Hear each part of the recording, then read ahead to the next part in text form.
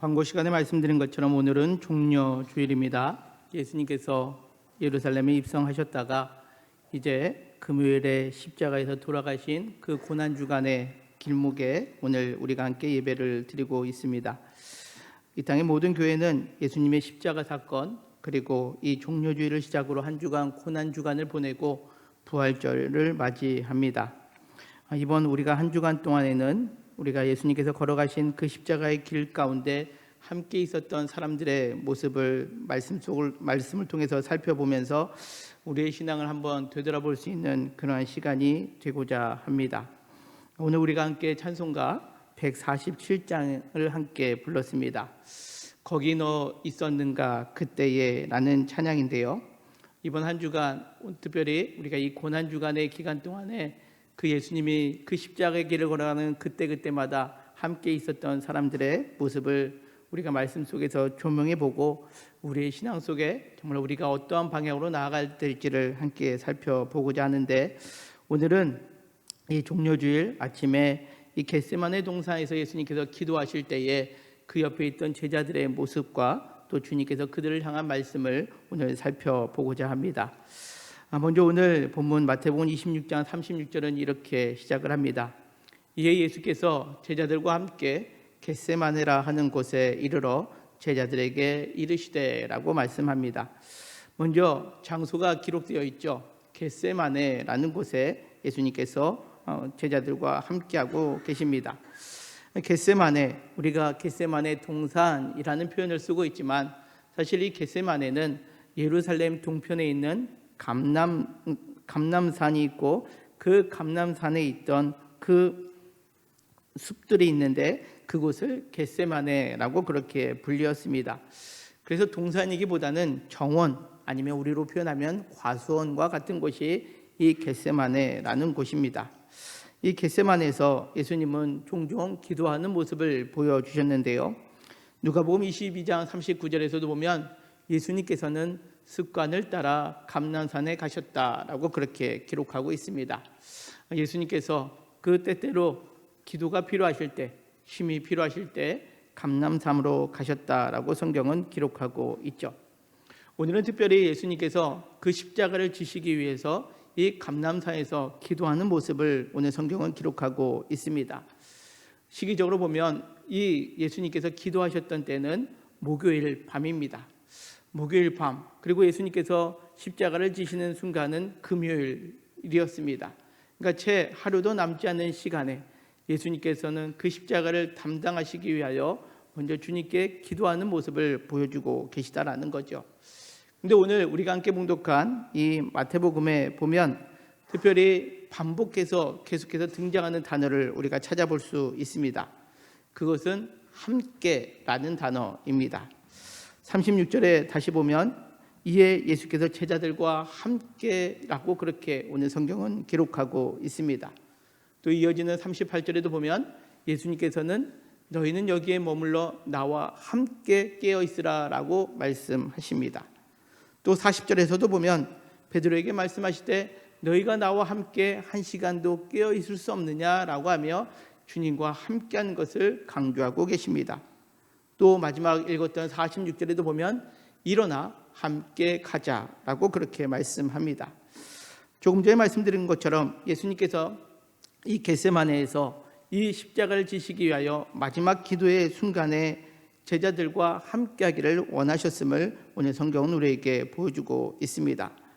특별히 36절에 이에 예수께서 제자들과 함께 겟세마네라 하는 곳에 이르러 제자들에게 이르되 내가 저기 가서 기도할 동안에 너희는 여기 앉아 있으라 라고 그렇게 말씀합니다.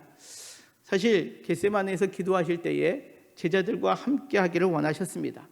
예수님께서 왜 제자들과 함께 하기를 원하셨을까요? 제자들이 함께 할 때에 제자들이 예수님과 함께 십자가를 짊어지실 거라고 생각하셨을까요? 그것은 아닙니다. 아니면 제자들이 함께 있을 때에 그 제자들이 호위무사처럼 함께 있기에 십자가를 지는 일을 피할 수 있을 거라 생각하셨을까요? 그것도 아닙니다. 제자들의 모습은 어떠했습니까? 사실 제자들의 모습은 앞서 예수님께서 최후의 만찬의 자리에 그들의 모습을 직접 이렇게 말씀해 주셨습니다. 마태복음 26장 21절인데요. 그들이 먹을 때에 이르시되 내가 진실로 너희에 이르노니 너희 중에 한 사람이 나를 팔리라 라고 그렇게 말씀합니다. 예수님께서는 지금 그동안 함께했던 제자 가운데 자신이 팔 사람이 있었음을 알고 계셨습니다. 뿐만 아니라 31절에 보면 그때 예수께서 제자들에게 이르시되 오늘 밤에 너희가 다 나를 버리리라 라고 그렇게 말씀하셨습니다. 제자들이 이 겟세마네에서 같이 함께 있기를 원하셨지만 결국 그들이 예수님을 다 버리고 뿔뿔이 흩어질 것도 주님은 알고 계셨다라는 거죠. 그럼에도 불구하고 예수님께서는 이 제자들에게 함께 앉아있자라고 그렇게 말씀하고 계시다라는 거죠. 왜 그러셨을까요? 사실 제자들의 힘이 있는 것은 아닙니다. 제자들의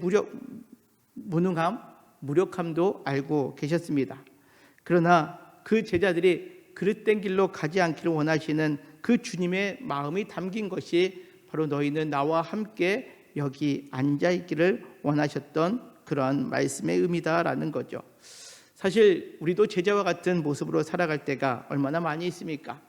주님을 믿는다고 했지만 늘 우리는 연약한 모습으로 살아가기에 쉽게 주님을 부인하고 쉽게 주님을 떠나는 순간들이 있을 때가 있다라는 거죠. 그럼에도 불구하고 주님은 그것을 책망하기보다는 주님이 기도하시는 그 자리에 그 제자들이 함께하고 있는 것처럼 우리도 그 주님께서는 그 십자가를 지시는 길 가운데 우리가 함께하기를 원하고 계시다라는 거죠. 왜냐하면 그 십자가는 고난의 길이고 고통의 길이지만 그 끝에는 부활의 영광이요 생명의 은혜가 있기 때문에 그렇습니다. 오늘 우리에게도 주님은 동일하게 말씀하십니다. 너희가 지금 나와 함께하기를 원하고 계시다라는 거죠. 오늘 말씀을 기억하며 내가 비록 제자들처럼 주님께 더 가까이 가지 못하고 떠나고 또 주님을 버리는 그런 모습이 반복된다 할지라도 주님은 여전히 우리와 함께하기를 원하고 계시는 그 은혜를 오늘 이 예배의 자리를 통하여 다시 한번 마음속에 깊이 체험하는 저와 우리 모두가 되시기를 주님의 이름으로 간절히 축원합니다. 자, 다음으로 본문에 나와 있는 38절에 보면 이에 말씀하시되 내 마음이 매우 고민하여 죽게 되었으니 너희는 여기 머물라 나와 함께 깨어 있으라 하시고 라고 그렇게 말씀합니다. 자, 앞에서 제자들에게 함께하는 제자들에게 앉아 있으라 라고 말씀하셨고 또 오늘 38절에 보면 나와 함께 깨어 있으라 라고 말씀하시는데 사실 함께 앉아 있으라 라는 사람들과 나와 함께 깨어 있으라 라는 이 말씀의 대상은 조금 다릅니다. 38절에 나와 있는 바로 그 나와 함께 깨어 있으라 라고 하는 이 대상들은 누구냐? 그 앞절에 있는 37절에 보면 베드로와 세베대의 두 아들을 데리고 가실세라고 그렇게 말씀합니다. 예수님께서는 베드로 그리고 세베대의 두 아들 우리가 잘 아는 야고보와 요한을 일컫습니다. 그들을 데리고 그 겟세마네 그 감람나무 숲 더 안쪽으로 들어가시고 그들에게는 특별히 무엇이라고 말씀하고 계시다고요? 너가 함께 깨어 있어라 라고 그렇게 말씀하고 계시다라는 거죠. 여기 깨어 있으라 라는 단어는 헬라어로 그레고리오라는 단어를 쓰고 있는데요. 이것은 그냥 우리가 단지 잠에서 깨어 있다라는 의미가 아니라 우리의 마음의 상태를 의미합니다. 조심스럽게 경계하다, 주의를 살피고 지켜보다라는 뜻을 가진 뜻의 단어입니다. 그래서 이 단어는 심적으로 우리가 태만하지 않고 마음을 굳게 지킬 것을 주님께서는 이 베드로와 야고보와 요한에게 말씀하고 계시다라는 거죠. 예수님께서는 종종 제자들을 향하여 깨어 있으라 라고 그렇게 말씀하셨습니다. 대표적인 말씀을 찾아보면 마태복음 24장 42절에 이렇게 말씀하고 계시죠. 그러므로 깨어 있으라. 어느 날에 너희 주가 임할는지 너희는 알지 못함이니라 라고 그렇게 말씀하고 계십니다. 예수님께서 제자들에게 깨어 있으라 라고 하시는 가장 큰 이유 중에 하나는 바로 주님이 임하신 때에 우리가 알지 못하기에 항상 우리는 경계하고 주의를 살펴보아야 한다라는 의미입니다. 또 하나의 말씀을 살펴보면 마태복음 25장 13절입니다. 그런즉 깨어 있으라. 너희는 그날과 그때를 알지 못하느니라 라고 그렇게 말씀합니다. 마태복음 25장 13절은 우리가 종종 들어왔던 열 처녀의 비유의 결론적인 말씀입니다. 슬기로운 5처녀, 미련한 5처녀가 있습니다. 신랑 오기를 기다리는데 다 같이 졸았습니다. 그런데 마지막에 신랑이 온다는 소식을 들었을 때에 등과 기름을 준비했던 처녀들은 슬기로운 처녀로 그 신랑의 잔치에 참여할 수 있지만, 미련한 5처녀는 등만 준비하다가 신랑이 온다는 소리에 기름을 준비하지 못한 상태에서 기름을 구하러 간 사이에 그 잔치의 문이 닫혀서 잔치에 참여하지 못하는 것을 성경은 우리에게 말씀합니다. 그러면서 결론적으로 그런즉 깨어 있으라라는 거죠. 무엇을 깨어 있으라는 말입니까? 평상시에 우리가 준비되어 있어야 한다라는 겁니다. 등과 기름을 준비하는 것, 이것이 깨어 있는 것을 의미합니다. 오늘 예수님께서는 제자들에게 함께 깨어 있어야 한다라고 말씀합니다. 그 깨어 있음이 무엇으로 이어지고 있습니까? 바로 기도의 모습으로 이어지고 있는 거죠. 오늘 성경에 보면 예수님께서 이 겟세마네에서 기도했던 모습을 2가지로 표현하고 있습니다. 먼저 예수님은 39절에 이렇게 기도하십니다. 같이 읽겠습니다. 시작. 조금 나아가사 얼굴을 땅에 대시고 엎드려 기도하여 이르시되 내 아버지여, 만일 할만하시거든 이 잔을 내게서 지나가게 하옵소서. 그러나 나의 원대로 마시옵고 아버지의 원대로 하옵소서 하시고 아멘 이라고 기도하셨습니다. 그러다가 제자들에게 또 제자들의 모습을 보시고 2번째로 기도하실 때는 또 이렇게 기도하셨습니다. 42절입니다. 같이 읽겠습니다. 시작. 다시 2번째 나아가 기도하여 이르시되 내 아버지여, 만일 내가 마시지 않고는 이 잔이 내게서 지나갈 수 없거든 아버지의 원대로 되기를 원하나이다 하시고 아멘. 여러분들 혹시 이 2 기도의 차이를 발견하실 수 있으시겠습니까? 첫 번째 기도 속에서는 그 십자가의 고난의 잔이 지나가기를 원하는 예수님의 인간적인 원함, 그리고 하나님께서 그 예수님을 십자가에 죽게 함으로 인하여 모든 인류를 구원하시고자 하는 하나님의 원함 사이에 간극이 있음을 보게 됩니다. 따라서 하나님께서는 그 인류의 구원을 위하여 예수님께서 십자가를 지셔야 되는 그 상황 속에 예수님은 그러나 무엇을 원하고 있습니까? 이 잔이 내게서 비껴나갔으면 좋겠습니다 라고 간청하고 있는 모습도 있다라는 거죠. 그러나 2번째 기도는 다릅니다. 그 잔이 이제 내게 지나갈 수 없음을 받아들이시고 아버지의 원대로 되기를 원합니다 라고 그렇게 고백하십니다. 처음에는 그 예수님의 원함과 간청함과 그 하나님의 간청함 사이에 있다면, 2번째 기도에서는 그 예수님의 모습보다는 하나님의 뜻에 온전히 순종하고 있는 모습을 기도 가운데 우리가 발견할 수 있습니다. 그렇습니다. 그 우리가 깨어서 기도하라라고 하시면서 예수님께서 말씀하시는 것은 무엇을 의미하느냐? 우리가 준비되어야 하는데 무엇으로 준비되어야 되느냐? 내가 결단하고 준비해서 결단되는 것이 아니라 아버지의 뜻을 분간하며 그것에 순종할 수 있는 것으로 준비되어야 함을, 깨어 있어야 함을 말씀하고 있습니다. 그러기에 40절 41절에 이렇게 말씀합니다. 제자들에게 오사 그 자는 것을 보시고 베드로에게 말씀하시되 너희가 나와 함께 1시간도 이렇게 깨어 있을 수 없더냐? 깨어 있는 것을 이야기를 하시면서 시험에 들지 않게 깨어 기도하라 라고 그렇게 말씀하고 계신다라는 거죠. 여러분들, 우리가 단지 주의를 잘 지키고 내가 내 능력으로 모든 것을 감당할 수 있을 것 같지만, 그러나 우리의 힘으로 감당할 수 없다라는 거죠. 그러기에 우리는 깨어있기 위하여 무엇을 해야 되느냐? 기도해야 한다라는 겁니다. 누구처럼? 바로 예수님처럼 깨어 기도해야 한다라는 거죠. 여기서 우리가 깨어 있어야 한다라는 것은 어떠한 의미를 가지고 있습니까? 우리는 여전히 기도하면서 내 뜻과 원함을 포기하지 않고 기도하고 있기 때문에 그렇습니다. 여러분들의 기도는 어떠한 기도를 행하고 있습니까? 내가 원하는 것, 내가 바라는 것 끝까지 붙들고 기도하고 계시면 그거는 우리가 깨어있지 못하는 모습이 될 수 있다는 거죠. 또 하나의 모습이 있다면 내가 기도하는데 내가 내 뜻을 이제는 내려놓기를 원하는데 하나님의 뜻이 무엇인지를 발견하지 못하는 순간도 있다라는 겁니다. 그러다 보니까 어디로 가야 될지 무엇을 해야 될지 알지 못하는 그러한 방향성을 잃어버린 삶을 살 수도 있다라는 거죠. 가장 심각한 것은 무엇일까요?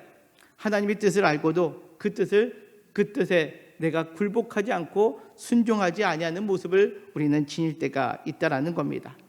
이와 같은 모든 모습들을 우리가 때때로 지니고 있는 사람임을 기억하면서 우리는 주님께서 우리와 함께하여 주실 때에 우리는 무엇을 해야 됩니까? 바로 깨어 기도해야 된다라는 거죠. 우리가 기도해야 되는 또 하나의 이유를 오늘 성경은 말씀합니다. 마음은 원이지만 육신이 약하기 때문이다라고 오늘 주님은 또 말씀합니다. 여러분들, 예수님의 제자들은 아까 말씀드린 것처럼 예수님을 쉽게 버릴 수 있는 위치에 있었던 사람들이었습니다. 그러나 깨어 기도하라고 하는 이 사람들 가운데 특별히 베드로는 어떠한 사람이었습니까? 그 예수님이 야 너희가 나를 버릴 거야 라고 이야기할 때 베드로는 이렇게 대답합니다. 마태복음 26장 33절에 베드로가 대답하여 이르되 모두 주를 버릴지라도 나는 결코 버리지 않겠나이다 라고 그렇게 각오를 다짐했던 사람입니다. 여러분들, 이와 같은 대답을 하고 있는 그 제자를 보면 어떻겠습니까? 마음에 흡족하겠죠. 그러나 주님은 알고 계십니다. 베드로도 예수님을 버릴 것이다 라는 것을 알고 있었습니다. 여러분들, 그러면 묻겠습니다. 베드로가 지금 주님이 모든 사람들이 너희가 나를 버리리라 라고 했을 때 베드로가 나는 결코 버리지 않겠습니다 라고 한 것이 거짓말이었을까요? 아닙니다. 당시에 이 베드로의 의지와 각오는 진심이었습니다. 정말로 주님께서 어떠한 상황 가운데 있다 할지라도 나는 버리지 않습니다. 나는 주님을 떠나지 않습니다 라고 그렇게 말하는 모습이었다라는 거죠. 그러나 결국 어떻게 됩니까? 우리가 내일 볼 말씀에 보면 이 베드로도 결국 주님을 떠나는 모습을 보게 됩니다. 여러분들, 무엇을 의미합니까? 내가 결단하고 내가 진심이다 라고 말하고 내가 장담하는 것이 얼마나 허무한 것인지를 이 베드로를 통해서 우리에게 보여주고 계시다라는 겁니다. 우리가 열심히 신앙생활합니다. 내가 주님을 떠나지 않고 믿음의 길을 굳건하게 걷겠습니다 라고 한다고 해서 우리가 그 길을 온전하게 걸을 수 있다라고 여러분들 장담하십니까? 그렇지 못하다라는 거죠. 우리는 그렇게 장담한다 할지라도 상황이나 환경에 어떤 문제가 되면 쉽게 우리의 이 장담이 꼬꾸라지는 것이 우리의 모습이다라는 것을 오늘 이 베드로를 통해서 보여주고 있다라는 거죠. 따라서 우리는 이와 같은 모습을 하지 않기 위해서 주님은 우리에게 무엇을 말씀하고 계십니까?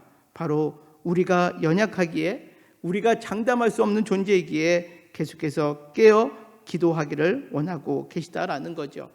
여러분들 그 어떠한 상황 속에서도 장담할 수 없는 그 순간 내가 그것을 극복할 수 있는 길은 내 능력, 내 의지가 아니라 오늘 주님의 말씀처럼 주님과 함께 깨어 기도하는 길임을 여러분들 기억하시기를 바랍니다.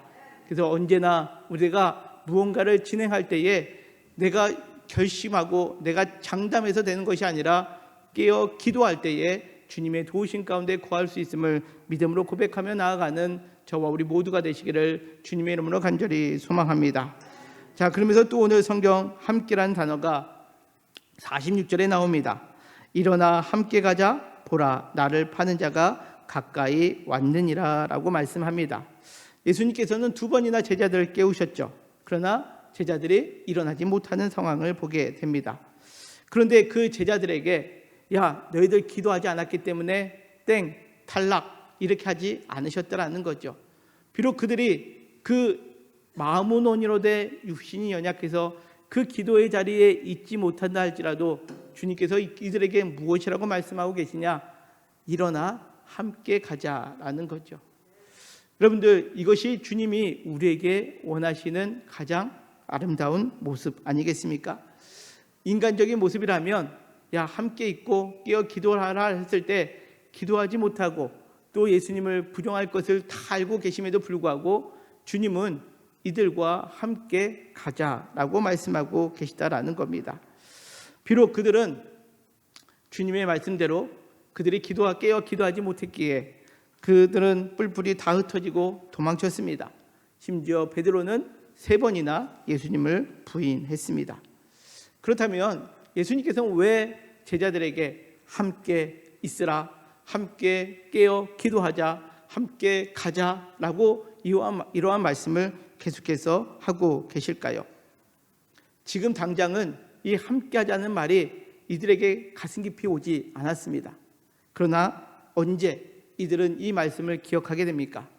주님께서 십자가에서 죽으시고 부활의 소식이 들었을 때 주님이 함께 하셨던 이 말씀을 그들은 기억하고 그들은 이제 평생 끝까지 주님과 함께하는 삶을 살았음을 성경은 우리에게 말씀하고 있다는 거죠.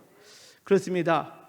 우리가 비록 제자들처럼 우리가 장담할 수 없는 인생을 살아갈 수 있고 또 우리가 연약함과 나약함으로 넘어지는 인생을 살아가고 있다 할지라도 오늘 주님께서 그 기도의 자리에서 제자들에게 함께할 것과 함께 깨어 기도할 것과 함께 가자라고 하는 이 메시지가 훗날 그들을 일으키고 하나님의 사람으로 세워가는 놀라운 말씀임을 기억하며 우리도 이 하나님이 우리에게 주시는 함께하자라는 이 말씀을 잊지 않고 살아가는 저와 우리 모두가 되시기를 주님의 이름으로 간절히 축원합니다. 그러기에 이번 고난주간에 여러분들 함께 하셨으면 좋겠습니다. 주님께서 제자들에게 명령하셨던 것처럼 말씀하셨던 것처럼 이 고난의 주간에 우리가 해야 할 것은 함께하는 겁니다. 기도의 자리에 함께하는 겁니다. 어떤 분들은 이렇게 얘기할 수 있습니다. 마음은 원이로되 육신이 연약합니다 라고 말씀하실 수 있습니다. 그렇죠. 이른 아침부터 늦은 시간까지 우리 생업의 현장 속에서 분주하게 일하시다 보면 우리 육체는 피곤할 수 있습니다. 그러나 주님께서 그것을 다 아시면서도 우리에게 말씀하시는 것은 함께 하자라는 겁니다. 함께 앉아있고 함께 깨어 기도하고 함께 나아갈 때에 지금 당장은 그것을 통해서 우리가 무언가를 깊이 깨달을 수 있는 것은 없지만 그 주님의 함께 하자는 이 메시지 속에 언젠가 살아 역사해 주시는 그 부활의 생명이 또 하나님께서 우리에게 주시고자 하는 가장 선하고 좋은 것들을 우리가 누리게 됨을 여러분들 기억하시기를 바랍니다. 그래서 믿음의 길을 걸어갈 때에 쉬운 길은 아닙니다. 길이 좁습니다. 협착합니다. 많은 사람들이 가지 않습니다. 그러기에 우리 힘으로는 그 길을 갈 수 없다라는 거죠. 그러기에 오늘 주님은 제자들에게 동일하게 말씀하십니다. 함께 하자, 함께 기도하자, 함께 걸어가자라는 겁니다. 그렇다면 그 길 끝에 예수 그리스도의 생명의 능력이 있습니다. 믿으십니까? 그리고 그 길 끝에 하나님께서 우리에게 주시는 참된 부활의 기쁨과 영광이 있게 됩니다.